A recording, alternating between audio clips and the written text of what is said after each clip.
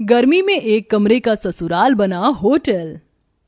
अरे मोरी मैया, कितनी गर्मी हो रही है। गर्मी से हाल बुरा हो चुका है। बहू जल्दी आ जा, मैं तो शादी की तैयारी से ही थक चुकी हूँ। भगवान का शुक्र है कि ये शादी निपट गई। वो तो है माँ जी। ये कहकर रचना कलश के चावल गिराकर घर के अंदर आती है। अरे अंतरा, अब तो तेरी बहू आ गई है। अब तो तेरी बहू के हाथ से खाना खा पी कर जाएंगे। अरे जरा हम भी तो देखे बहू कितना अच्छा खाना बनाती है। क्यों कश्मीरा? अरे हाँ हाँ बहू, मुझे बहुत गर्मी लग रही है। मुझे क्या, सबको ही लग रही होगी। गर्मी जो इतनी पड़ रही है, तो जा सबके लिए ठंडा ठंडा शरबत बना कर लिया। जी बुआ जी। और सुनो, तुम शहर में नहीं गांव में हो, तो यहाँ पर तुम्हें घूंघट में रहना पड़ेगा। जी बुआ जी। अरे पर बहू देखेगी कैसे? उसने इतना मोटा और भारी लहंगा पहन रखा है, कपड़े तो बदलने देते। ओहो, जब तक बहू कपड़े बदल कर आएगी हम तो पसीने में तर हो जाएंगे। इससे पहले बहू तू कुछ शरबत लिया। जी लाई। अरे बहू, थोड़ा घूंघट और करो, हम तुम्हारे ससुर समान हैं, तुम्हारे ससुर के बड़े भाई। और हाँ, शरबत सत्तू या बर्फ डालकर लाना। जी ताऊ जी। माँ जी, रसोई कहाँ है? अरे बहू, तुझे रसोई ढूंढने में कोई परेशानी कैसे हो सकती है? वो देख, तेरा ससुराल एक कमरे का है, इस एक कमरे के कोने में हमारी रसोई। वो देख, जा जाकर शरबत बना दे, सभी मेहमान इंतजार कर रहे हैं। इसका मतलब हमारे सारे रिश्तेदार यहीं रहेंगे, इस एक कमरे के ससुराल में? और कहाँ जाएंगे बहू? यहाँ पूरे में बिस्तर बिछा देंगे, सब यहीं लेट जाएंगे। हे भगवान, इतनी गर्मी में सारे लोग एक ही कमरे में कैसे रहेंगे? ऊपर से रसोई भी यहीं है, सारी गर्मी इधर ही आ जाएगी। ऊपर से मुझे ना कपड़े चेंज करने दे रहे, ना घूंघट हटाने दे रहे। मैं तो ऐसी गर्मी में पागल हो जाऊंगी। ये कैसी जगह शादी हो गई है मेरी। इतना कहकर दिल पर पत्थर रखकर उस एक कोने की रसोई में रचना बड़ी मुश्किल से घूंघट में शरबत बनाती है और एक एक करके सभी मेहमानों को शरबत देती है। अरे बहू, इतना सा ही शरबत बनाया था क्या? अरे जरा अपने घर के लोगों को तो देखो, सारे मेहमान हैं। जाओ और शरबत बनाकर लेकर आओ। जी अभी लाई। अरे अंतरा मामी, भूख भी लग रही है, अपनी बहू से कह दो कि थोड़ा कुछ खाने पीने को भी ले आए, सारे मेहमान भूखे बैठे हैं। हाँ विनोद बेटा, मैं अभी खाना बनवा देती हूँ, या बहू खाना भी बना ले।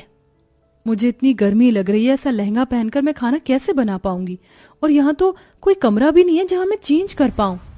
इसीलिए तुझे मना कर रही हूँ, अभी सबको खाना दे दे, शांत होकर बैठ जाएंगे, तो तू अपने बाकी के काम निपटा लेना। जी माँ जी। बड़ी मुश्किल से रचना खाना बनाने के लिए लहंगे में बैठ पाती है। पूरी सब्जी बनाते बनाते उसे पसीने आने लगते हैं। हे भगवान, मैं तो थक गई। पता नहीं कैसे लोग हैं जो इस एक कमरे के ससुराल को समझ रखा है। और नहीं, बहू इन्हें नौकरानी लग रही है। आते ही नई बहू से कोई काम करवाता है क्या? अरे बहू, मेरे भतीजे का भूख से हाल बेहाल हो रहा है, जरा जल्दी खाना बना। बस माँ जी, पूरी प्लेट में लगा रही हूँ। मुझे क्या रोबोट समझ रखा है? एक तो इतनी गर्मी लग रही है, पंखे की भी हवा नहीं आ रही इस कोने में। रचना प्लेट लगाकर सबको खाना देती है।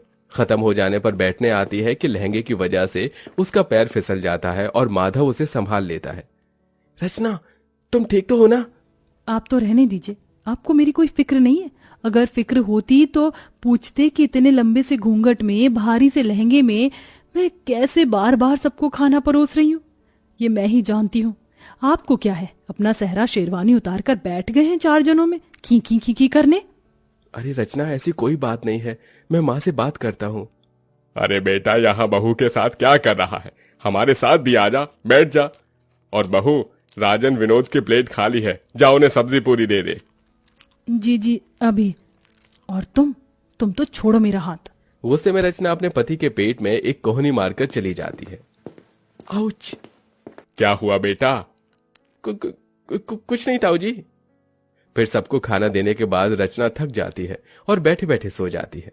उसे देख कश्मीरा जगाने जाती है तो माधव मना कर देता है। बुआ जी, उसे उठाइएगा मत, बेचारी गृह प्रवेश के बाद से ही सबको खाना दे रही है, एक पल के लिए भी बैठी नहीं है। और देखिए कितना पसीना आ रहा है, उसे लहंगा भी नहीं उतारने दिया आप सबने, थोड़ा तो रहम कीजिए। ओहो, देख रही है, तेरा बेटा अभी से ही बहू के पक्ष में हो गया। चलो अच्छी बात है, हम कौन से तुम्हारी पत्नी को परेशान कर रहे हैं, सोने दो। माधव पास के बिस्तर पर उसे सुला देता है और एक पर्दा डाल देता है, जिससे सारे बड़े बुजुर्ग रिश्तेदार उसे ना देखें। ऐसे ही शाम हो जाती है। रचना अपने कपड़े बदलकर आराम से बैठी थी कि मौसिया सास सुधा उसके पास आती है। अरे बहू, तुझे कितनी बार बताऊं घूंघट करके रख, तेरे किसी भी सास ससुर ने देख लिया तुझे तो गजब हो जाएगा। नई बहू को पर्दे में ही रहना चाहिए, समझी? अब जा जाकर चाय बना। मैं चाय तो बना दूंगी, पर मैं तो पहले इस तरफ बैठी हूं ना, मुझे कोई भी नहीं देख सकता, तो थोड़ी देर घूंघट ऊपर कर लूंगी तो क्या हो जाएगा। मुझे भी गर्मी लग रही है, और ऐसा तो है नहीं किसी ने मेरी शक्ल नहीं देखी, सबने शादी में मुझे देखा है। देख ले अंतरा, देख ले तेरी बहू कैसे अभी से ही जबान लड़ा रही है। अरे मैं तो मौसी हूँ, मुझे इस बात का बुरा नहीं लगेगा, लेकिन कोई और होता तो तौबा तौबा तौबा। छोड़ ना सुधा, ऐसी बात नहीं करते, जा सबके लिए चाय नाश्ता लेकर आ। ये बोलते ही रचना घूंघट करके फिर से गर्मी में सबके लिए चाय बनाती है। अब इतने सारे मेहमान थे, हर कोई थोड़ी थोड़ी देर बाद अपने खाने पीने की फरमाइश कर रहा था। ऊपर से हल्की साड़ी पहनने पर विनोद कहता है, देखो रचना, मैं तुम्हारे जेठ की तरह हूँ और अभी तुम्हारी नई शादी हुई है, इसलिए बता रहा हूँ इतनी हल्की साड़ी मत पहनो। जो नई नवेली दुल्हन हो तो थोड़ी भारी साड़ी पहनो। भाई साहब, गर्मी लग रही है इसलिए मैंने थोड़ी हल्की साड़ी पहनाई है। कोई बात नहीं, थोड़ा बर्दाश्त करो और अपने हाथ के पकौड़े भी बनाकर खिला दो। फिर कहाँ मैं बार बार आने बैठ रहा हूँ, मुझे तो आगरा ही चले जाना है। अब मेरा भेजा फ्राई हो रहा है, शादी करके पछता रही हूँ।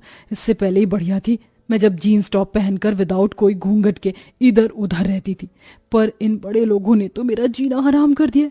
ऊपर से इतना छोटा ससुराल है, हर जगह कोई ना कोई बैठा है। सच में कमरे के ससुराल को होटल समझ लिया है, जाने का नाम ही नहीं ले रहे।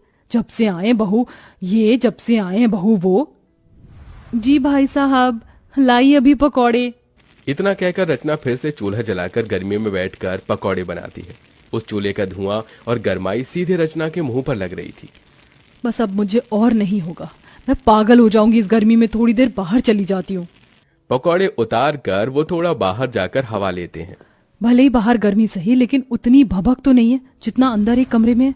भगवान जाने कैसे आलसी जानवर की तरह सब एक साथ अंदर हैं, ये भी नहीं कि अपने घर चले जाएं। अरे सर, सुकून तो अपने घर पर ही होता है, लेकिन यहाँ के रिश्तेदार बड़े मक्खी की तरह हैं जो गुड़ से चिपक जाते। एक काम करती हूँ, फ्रिज के ठंडे पानी से मुंह धोकर अंदर चली जाती हूँ, वरना सब बोलेंगे। फिर रचना ठंडे पानी से मुंह धोकर फिर सबके काम करने लगती है। ऐसे ही 4 दिन से हफ्ता और हफ्ते से 2 हफ्ते हो जाते हैं, लेकिन मेहमान जाने का नाम नहीं लेते। उन्होंने नई बहू को गर्मी में बिल्कुल काम करवाकर परेशान कर दिया था। ऐसे में रचना की हालत बहुत खराब हो जाती है, क्योंकि वो बेचारी खुद भी खा पी नहीं पाती है। पति से अपनी परेशानी बताती है, लेकिन वो नजरअंदाज कर देता है। बहू एक दिन गर्मी में कपड़े सुखाते सुखाते बेहोश हो जाती है। माधव फौरन डॉक्टर को घर पर बुलाता है, तो डॉक्टर बताता है, देखिए, गर्मी में इनकी हालत बहुत डाउन हो चुकी है। और इतनी मोटी साड़ी क्यों पहनी है आप लोगों ने? आप जून जुलाई की गर्मी से वाकिफ नहीं है क्या? और इतने सारे लोग क्यों हैं? यहाँ पर मरीज के पास ज्यादा लोग रहने से और घबराहट पैदा होती है। देखिए माधव जी, हो सके तो थोड़ा रेस्ट करने वाला एनवायरनमेंट प्रोवाइड करवा दो तो बेहतर होगा। जी डॉक्टर। ये सब इसी वजह से हो रहा होगा। बहू ने मुझे बोला था कि उसे परेशानी हो रही है, फिर भी मैंने इसकी एक नहीं सुनी। बेटा, डॉक्टर साहब सही कह रहे हैं। देख, बहू का पगफेरा भी नहीं हुआ, ऐसा कर तू इसके मायके ले जा इसे। ठीक है माँ। बहुत हो गया, कहीं ना कहीं ये रिश्तेदार भी मेरी बहू के इस हालत के जिम्मेदार हैं। बहुत दिन खाना खा लिया मेरे घर को होटल समझकर, अब मुझे इन्हें यहाँ से निकालना ही होगा। सुनिए, आप सब थोड़ा बाहर जा सकते हैं? जो डॉक्टर साहब ने बोला है उसी के लिए बोला है मैंने। हाँ हाँ ठीक है, चलो चलो सब बाहर चलो। उनके बाहर जाते ही अंतरा बहू से कहती है, बहू मैं समझ सकती हूँ, तू बहुत परेशान हो गई थी, इसलिए अब मैं तुझे तेरे मायके भेज रही हूँ और इन मेहमानों की तो छुट्टी मैं करूंगी। काश तेरी ये बात मैंने पहले समझ ली होती। कोई बात नहीं माँ जी, ये सब हो जाता है, आप अपना ख्याल रखना। हाँ हाँ। कुछ देर बाद माधव रचना को लेकर उसके मायके चला जाता है और फिर अंतरा शाम से लेकर अगले 4 दिन तक रोज फीका खाना बनाती है और बहाने लगाती है। तभी सुधा, कश्मीरा, मुकेश खाने को मना कर देते हैं। अरे नहीं नहीं, बस जिज्जी, अब और नहीं चाहिए। अरे खा लो पेट भरकर, बहू के हाथ से भी तो कहते थे बार बार। पर तुम्हारे हाथ से नहीं खा सकते ना अंतरा। रचना बहुत ज्यादा अच्छा खाना बनाती थी, इसलिए खाते थे। और वैसे भी अब हम सबको बहुत दिन हो गए हैं, अब हमें अपने घर को निकलना चाहिए। हाँ हाँ, अब हम सबको अपने घर जाना चाहिए, हम चलते हैं। इस तरह सारे मेहमान मजबूरन खुद ही अंतरा का बेकार खाना खाकर वहां से भाग जाते हैं और कुछ दिनों बाद ही नई बहू घर वापस आकर एसी में सास के साथ खुशी खुशी रहने लगती है।